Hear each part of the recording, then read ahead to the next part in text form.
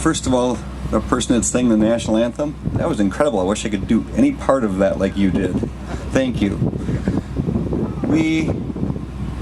As I sat here and listened to the presentation so far, how could you help but look out and see Lake Michigan and the waves crashing?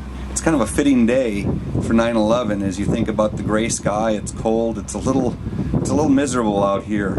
And think what New York went through on those days, or think about the scene that you just heard over the speakers now. I wish we did, but if you remember back to watching Andy Griffith and Mayberry on TV and the issues that they dealt with, Andy and Barney dealt with there, I wish we'd go back to times like that we had, we could let what was the drunk person? I forget what it is, Otis. We could let Otis just let himself in and out of jail, and all the crimes. The big thing was that the armored car was driving through the city in the gold or whatever, and Barney told people about it. It became a parade. I wish those were the big things that happen around our community, our state, and our country, but we don't live in Mayberry anymore.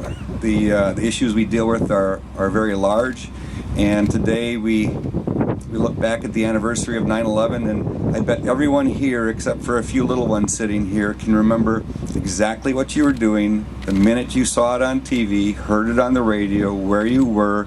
You remember. You remember how the air just went out of your body. You stopped. Some people, maybe you pulled over because you couldn't believe it. I remember I was at Gateway for a training, and going past that union, the cafeteria, everyone was watching on TV, and I watched it live. The second plane hit the building, and I remember calling my sergeant. It was John Hiring. He passed away from ALS a few years back, and I remember calling him. I said, if you need a volunteer to go to New York, I'm willing to go. So I never went there. Many did, not from this area, but many did, and we all remember things like that, and it's a difficult time.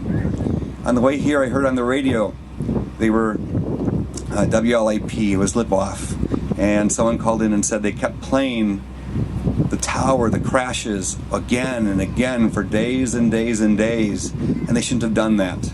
And the next person called in and said they should do it all the time, so we remember. So we remember what someone else outside of this country thinks of us, is willing to do to us, and the pain they're willing to instill on us. So, and one thing that I also remember, the few days after, there were no planes in the air for a few, 2-3 days afterwards. As I looked on Lake Michigan, as I was sitting there and singing the national anthem, there's no boats. It's very quiet out there. It kind of helped me to remember what it was like those few days after 9/11. So as we don't live in Mayberry anymore, I'm very proud of the job that I have, what law enforcement does, the training that we have, the systems that we have in place, whether it be dispatch or 9/11, the equipment that were there. It's there to protect us, and it's there to protect all of you as citizens and make our lives safer and better. And I wish we could go back to Mayberry.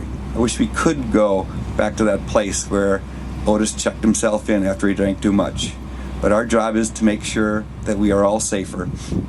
I'm very thankful for all those who are elected in any form of government, for anyone that comes in and makes a call. We've got, I work very closely with Pleasant Prairie and the city police department and the fire departments and the departments in the West End. And it's all for one thing, to keep us safe.